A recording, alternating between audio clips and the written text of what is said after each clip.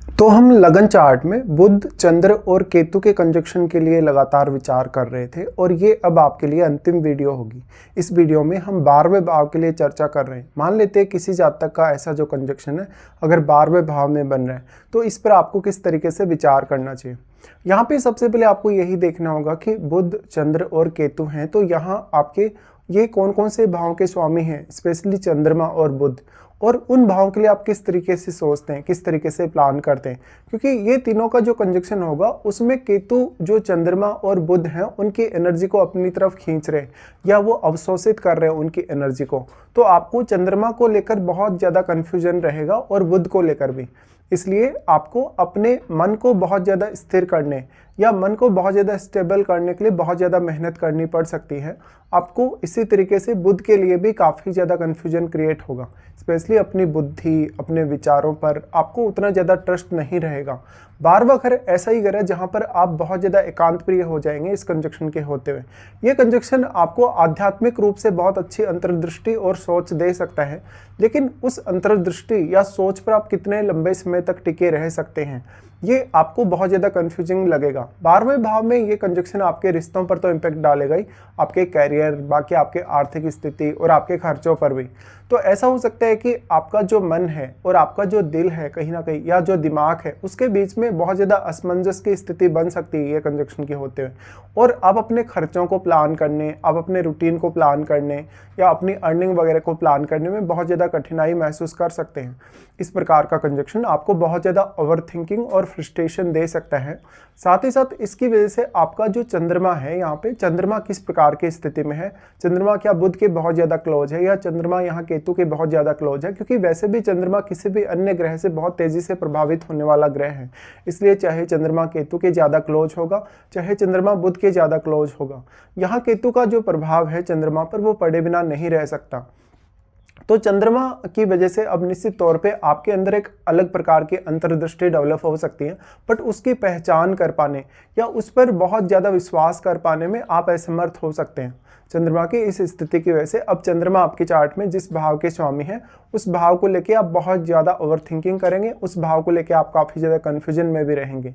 चंद्रमा आपकी माताजी के कारक ग्रह हैं। माताजी के कारक ग्रह होने की वजह से इस बात की संभावना काफ़ी ज़्यादा है कि माताजी के साथ आपका जो रिलेशनशिप है वो काफ़ी नेगेटिवली प्रभावित हो सकता है। माताजी के साथ आप अपनी बात को अच्छे से शेयर नहीं कर पा रहे, अपनी फीलिंग्स को जाहिर नहीं कर पा रहे, या आपके मन में तो आपकी जो फीलिंग्स है वो अच्छे से आ रही हैं, आपके कंठ तक तो वो बहुत अच्छे से आ रही है, लेकिन अपनी बात को आप पूरे तरीके से एक्सप्लेन नहीं कर पा रहे, कह नहीं पा रहे, ऐसी स्थिति बन सकती है। यहाँ पर केतु आपको सबसे ज़्यादा कन्फ्यूजन देने का काम करते हैं। इसी प्रकार से 12वां भाव है वो आपका बेडरूम है। बेडरूम होने की वजह से यहाँ जीवन साथी के साथ भी काफ़ी ज़्यादा असमंजस की स्थिति बन सकती है। आपके रिलेशनशिप को भी ये कंजक्शन बहुत ज़्यादा डिस्टर्ब कर सकता है। तो रिलेशनशिप वाइज आपको मानसिक तौर पर, आध्यात्मिक तौर पे या कहीं ना कहीं दिल या दिमाग के तौर पे ऐसा कंजक्शन आपका जीवन साथी से आपको डिटेच कर सकता है। जीवन साथी के साथ मानसिक तौर पे या शारीरिक तौर पे एक अच्छी अंडरस्टैंडिंग बनाने, एक अच्छी अटैचमेंट बनाने में आपको काफ़ी ज़्यादा कठिनाई फील होगी। अब सबसे ज़्यादा इंपॉर्टेंट ये है कि ये कंजक्शन कौन से साइन में यहाँ बन रहा है। देखिए, अगर ऐसा कंजक्शन अगर मंगल के ग्रहों में बनेगा, जैसे कि मेष राशि में, वृश्चिक राशि में, या फिर ऐसा कंजक्शन अगर बनेगा कर्क राशि में, तो आपको बहुत ज़्यादा फाइट्स करने, बहुत ज़्यादा लड़ाई झगड़ा करने, विवाद करने, व्यर्थ के तर्क वितर्क करने की तरफ लेकर जा सकता है, और आपको इवन ये सेपरेशन दे सकता है या इवन डिवोर्स तक की स्थिति भी यहाँ आ सकती है, क्योंकि यहाँ जो राहु का प्रभाव है आपके छठे भाव से वो भी पड़ रहा है। अब आपके चार्ट में बुध जिन जिन भावों को रिप्रेजेंट कर रहे हैं उन भावों पर विचार करिएगा। उन भावों में बैठे हुए प्लैनेट्स ही अब आपकी यहाँ सबसे ज़्यादा हेल्प कर सकते हैं।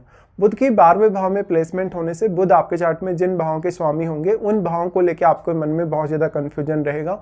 उन भावों को लेके आपकी जो अंडरस्टैंडिंग होगी वो प्रॉपर नहीं होगी। उन भावों की जो प्लानिंग्स होगी उसको लेकर भी आप काफ़ी ज़्यादा असमंजस में रहेंगे। निश्चित तौर पर आपके लिए एक कठिनाई भरा एक कंजक्शन होगा। अब यहाँ डिपेंड करता है कि केतु कितना ज़्यादा इम्पैक्ट बुध पर डाल रहे हैं, कितना ज़्यादा इम्पैक्ट चंद्रमा पर डाल पा रहे हैं।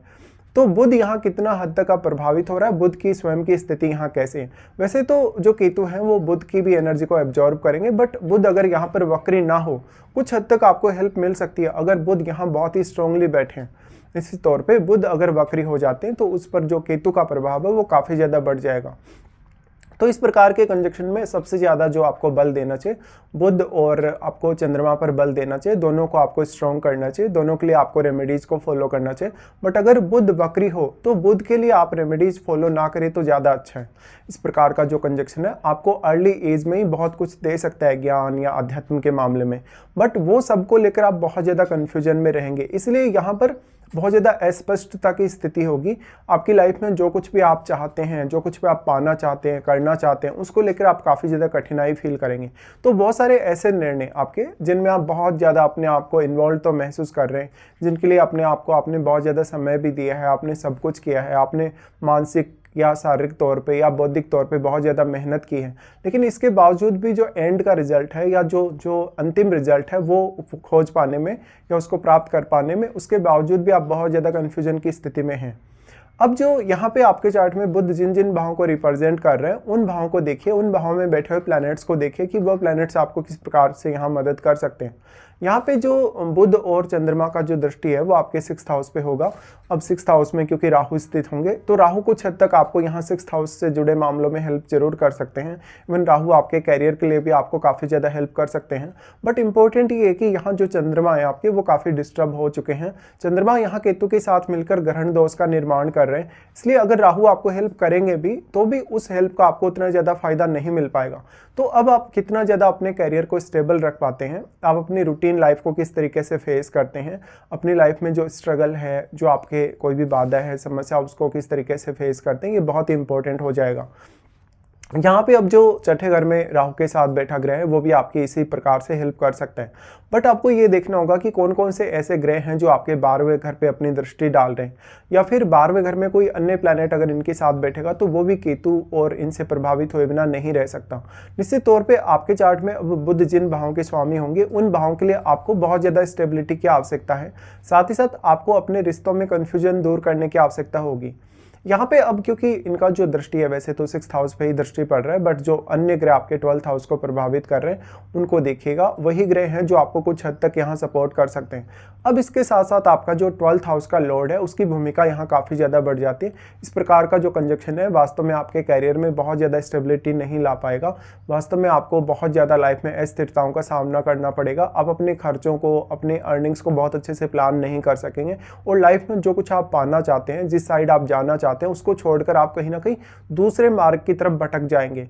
तो हो सकता है अर्ली एज में आप रिसर्च की तरफ जाएं, बहुत ज़्यादा अध्यात्म की तरफ जाएं, या अपने बहुत सारे रिश्तों से आप अटैचमेंट महसूस नहीं कर पा रहे हो, या बहुत ज़्यादा डिटेच हो रहे हो, इवन अपने आप से भी आप बहुत ज़्यादा डिटेच हो रहे हो। अब इसके लिए आपका जो लग्नेश है उसका मजबूत होना जरूरी है। और आपके चार्ट में 12वें घर के स्वामी कौन है, 12वें घर के जो स्वामी हैं वो आपके चार्ट में किन भाव में प्लेस्ड है, कौन से भाव में प्लेस्ड है, और वो वहाँ से कौन कौन से भावों को प्रभावित भी कर रहे हैं, ये देखना बहुत ज़्यादा जरूरी होगा।